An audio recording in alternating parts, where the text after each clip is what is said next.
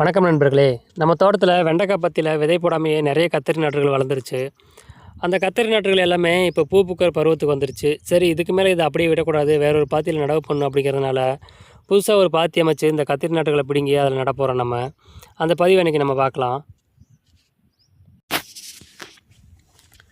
பொதுவாக இந்த கத்திரி நாற்றுகளை பொறுத்த வரைக்கும் 3 அல்லது 4வது இலை வரக்குள்ளேயே அந்த நாற்றுகளை பிடுங்கி அதுக்குன்னு ஒதுக்கப்பட்ட பாதியில் நடவு பண்ணிடணும். அப்படி நம்ம சரியான பருவத்தில் பிடுங்காம விட்டதுனால இப்போ இந்த நாற்றுகள் எல்லாமே பூ பூக்கிற பருவத்துக்கு வந்துருச்சு. சரி, இதுக்கு மேலே விட்டால் பிஞ்சுகள் வளர ஆரம்பிச்சிடும். அதுக்கப்புறம் அந்த செடியை பிடுங்கி நட்டோம்னா செடி சரியான வளர்ச்சி இருக்காது. அப்படிங்கிறனால இப்போ உடனே பிடுங்க ஆரம்பிச்சிட்டோம். இந்த முறை நம்ம கத்திரி நாற்று நடவு பண்ணுறதுக்கு 2 பாத்திகள் ரெடி பண்ணியிருக்கோம். அந்த பாத்தியில் உள்ள குறுக்கு கட்டைகள் எல்லாமே கொஞ்சம் உயரமாக இருக்கிற மாதிரி அகலமாகவும் நம்ம ரெடி பண்ணியிருக்கோம். ஏன் அப்படின்னா, நம்ம 2 நாட்களுக்கு இந்த கத்திரி செடிகளை பயன்படுத்தும் போது அடிக்கடி தண்ணீர் விட்டுறனால அந்த கட்டைகள் எல்லாமே கொஞ்சம் சரிஞ்சு போயிடுது.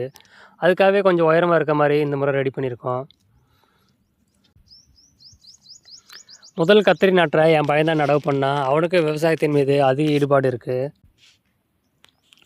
இது மாதிரி இளைய சமுதாயத்தையும் தற்சார்பு பொருளாதாரம் கொண்ட விவசாயத்துக்குள்ளே நம்ம ஈடுபடுத்தணும் அப்படிங்கிறது எனக்கு ரொம்ப ஆசை. அதனாலேயே நம்ம குழந்தைகளுக்கும் இது மாதிரி விவசாயத்தை பற்றி நிறைய சொல்லி கொடுத்துட்ருக்கேன். எனக்கு தெரிஞ்ச தகவல்களை அவங்கக்கிட்டே பகிர்ந்து நிறைய சொல்லி கொடுத்துருக்கேன். இது மாதிரி கத்திரி நாற்றுகளை வேற ஒரு இடத்துல பிடுங்கி நம்ம நடும்போது அதனுடைய வேர் பகுதி மட்டும்தான் மண்ணுக்குள்ளே இருக்கிற மாதிரி பார்த்துக்கணும். தண்டு பகுதி மண்ணுக்குள்ளே மறைஞ்சது அப்படின்னா அந்த செடிகளை அழுக ஆரம்பிச்சிடும். அதனால் வேர் பகுதி மட்டும்தான் மண்ணுக்குள்ளே நடவு பண்ணணும்.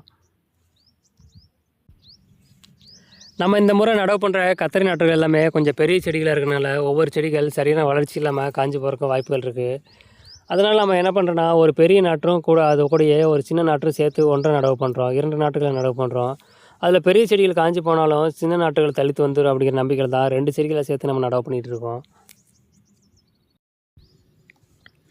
நம்ம இந்த கத்திரி நாற்றுகளை நடவு பண்ணுறதுக்கு 2 பாத்திகள் அமைச்சிருக்கோம். ஒவ்வொரு பாத்திலையும் குறைஞ்ச 25 செடிகள் வரைக்கும் பிடிக்கும். அப்படி 2 பாத்திலையும் சேர்த்து மொத்தமாக ஒரு 50 செடிகள் வரைக்கும் நம்ம நடவு பண்ணலாம்.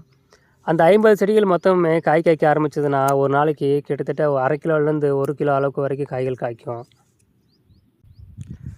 அது மட்டும் இல்லாமல் இன்னொரு பாத்தியில் நம்ம 20 செடிகள் வரைக்கும் நடவு பண்ணியிருக்கோம். மொத்தமாக சேர்த்தா ஒரு 70-80 செடிகள் வரைக்கும் வரும். இந்த எல்லா செடிகளுமே காய் காய்க்க ஆரம்பிச்சதுன்னா ஒரு நாளைக்கு குறைஞ்சது 2 கிலோ வரைக்கும் நம்ம காய்களை அறுவடை பண்ண முடியும்.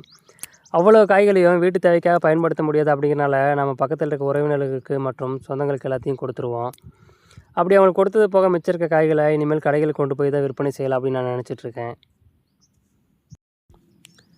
இப்போ நடவு பண்ணிகிட்ருக்க அந்த கத்திரி செடியில் பூ பூக்க ஆரம்பிச்சிச்சு. இன்னும் ஒரு 5 நாள் கழித்து பார்த்தோம்னா அந்த பூ பிஞ்சா மாதிரி இருக்கும். அதுக்குள்ளே நம்ம அந்த நாற்றுகளை பிடுங்கி வேற ஒரு பாத்தியில் நடவு பண்ணிகிட்ருக்கோம். எல்லா நாற்றுகளையும் நம்ம பையன் நட முடியாது. அப்படிங்கிறனால அப்பாவை களத்தில் இறக்கி விட்டாச்சு. இந்த கத்திரி நாற்றுகள் நடவு பண்ணியிருக்க பாத்தியில் பார்த்தீங்கன்னா, நம்ம மக்கிய தொழு உரமும் மண்புழு உரம் மட்டும்தான் அடி உரமாக கொடுத்துருக்கோம். கூடவே கொஞ்சம் வேப்ப முன்னாக்கும் கொடுத்துருக்கோம். அப்போ தான் வேறுகள் பிரச்சனை வராமல் இருக்கும். பெரும்பாலும் நம்ம தோட்டத்தில் இருக்க காய்கறி செடிகள் மற்றும் பல மரங்கள் எல்லாத்துக்குமே இந்த 2 வகையான உரங்களை மட்டும்தான் பயன்படுத்திட்டு வரோம். அதுக்கப்புறமா அந்த செடிகள் வளரும்போது ஏதாவது பூச்சி தாக்குதல்கள் ஏற்பட்டால் அதுக்கு தகுந்த மாதிரி இயற்கையான பூச்சி வெற்றிகளை மட்டுமே நம்ம பயன்படுத்திட்டு இருக்கோம். எந்த ஒரு ரசாயன பூச்சிக்கொல்லி மருந்துகளையும் நம்ம தோட்டத்தில் தெளிக்கிறது கிடையாது. இந்த மாதிரி கத்தரி நாற்று மட்டும் இல்லாமல் எந்த ஒரு நாற்றாக இருந்தாலும் அதை பிடுங்கி நடுறதுக்கு சரியான நேரம் அப்படின்னா அது சாயங்கால நேரம் தான். ஏன்னா நம்ம மாலை நேரத்தில் நடவு பண்ணும்போது தான் இரவு முழுக்க வெயில் தாக்கம் இருக்காது. அப்படிங்கிறனால அந்த செடிகள் உடனடியாக வேர் பிடிக்கும்.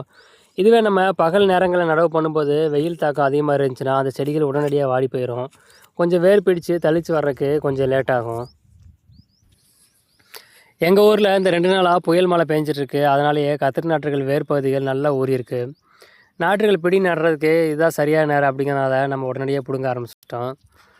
அது மட்டும் இல்லாமல் இந்த நேரத்தில் நம்ம நடவு பண்ணும்போது உடனடியாக வேர் பிடிக்க ஆரம்பிச்சிடும். செடிகள் வாடாமல் இருக்கும். இது மாதிரி கத்திரி நாற்றுகள் நடவு பண்ணுறதுக்கு நம்ம பாத்திகள் அமைக்கும்போது மண்ணில் எந்த கட்டிகளும் இல்லாமல் மண்ணை இலகுத்தன்மையோடு இருக்கிறத உறுதிப்படுத்திக்கணும். அப்போ தான் இது மாதிரி கைகளாலேயே மண்ணை குழிப்பறித்து செடிகளை நட முடியும்.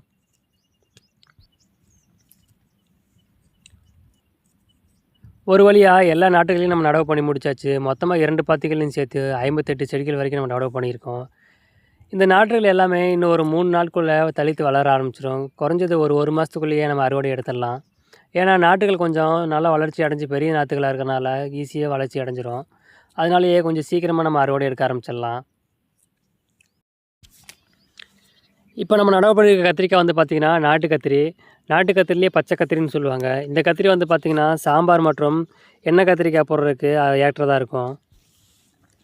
பெரும்பாலும் நிறைய செடிகளில் இப்போவே பூக்கள் பூக்க ஆரம்பிச்சிச்சு. குறைஞ்சது ஒரு 20 நாளுக்குள்ளேயே காய்கள் வளர ஆரம்பிச்சுன்னு நினைக்கிறேன். ஆனால் இப்போ பூத்திருக்க பூக்கள் எல்லாமே கொட்டிடும். அதுலேருந்து பிஞ்சுகள் பிடிக்காது. இனிமேல் வரக்கூடிய பூக்களில் மட்டும்தான் நமக்கு பிஞ்சுகள் வர ஆரம்பிக்கும். மொத்தமாக 2 பாத்திகள்லையும் சேர்த்து 58 செடிகள் வரைக்கும் நம்ம நடவு பண்ணி முடிச்சாச்சு. அடுத்த தண்ணீர் தான் கொடுக்கணும். இது மாதிரி நாற்றுகள் நடவு பண்ணி முடித்தோடனே உடனே உயிர் தண்ணி கொடுத்துடணும். இல்லாட்டி செடிகள் வாடி போயிடும்.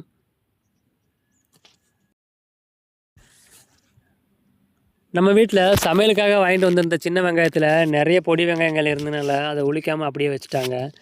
அந்த வெங்காயங்கள் எல்லாமே இப்போ முளைக்கிற பருவத்துக்கு வந்துருச்சு. சரி, இதை வீண் பண்ண வேண்டாமே அப்படிங்கிறதுனால கத்திரி பாத்திலேயே ஊடு பயிரை நடவு பண்ணலான் இருக்கோம். கத்தரி நாற்றுகள் நடவு பண்ணியிருக்க பாத்தியில் 2 செடிகளுக்கு இடைப்பட்ட இடத்துல தான் நம்ம வெங்காய நாற்றுகளை நடவு பண்ணிகிட்ருக்கோம். அரை அடிக்கு ஒரு வெங்காய நாற்று அப்படிங்கிற விதத்தில் நம்ம நாற்றுகளை நடவு பண்ணிகிட்ருக்கோம். கத்திரி மற்றும் வெங்காயம் 2க்குமே பயிர்காலம் அப்படின்னு பார்க்கும்போது 3 மாதங்கள் தான். ஆனால் கத்திரி என்னவோ கிட்டத்தட்ட ஒரு 5-6 மாதங்கள் வரைக்கும் நம்ம கவாத் பண்ணி வளர்க்கலாம். காய்கள் கொடுத்துட்டு தான் இருக்கும். ஆனால் வெங்காய நாட்டை பொறுத்த வரைக்கும் 3 மாதங்களுக்கு மேலே ஆகும்போது நம்ம அறுவடை பண்ணி முடிச்சிடலாம். ஒரு வழியாக எல்லா நாற்றுகளையும் நடவு பண்ணி முடிச்சாச்சு. இது மாதிரி வீட்டு தோட்டம் மற்றும் மாடி தோட்டம் பற்றிய தகவல்களை பற்றி தெரிஞ்சுக்கணும்னா நம்ம சேனலை சப்ஸ்கிரைப் பண்ணிக்கங்க. இந்த பதிவு உங்களுக்கு பிடிச்சிருந்துச்சின்னா ஒரு லைக் போட்டுருங்க.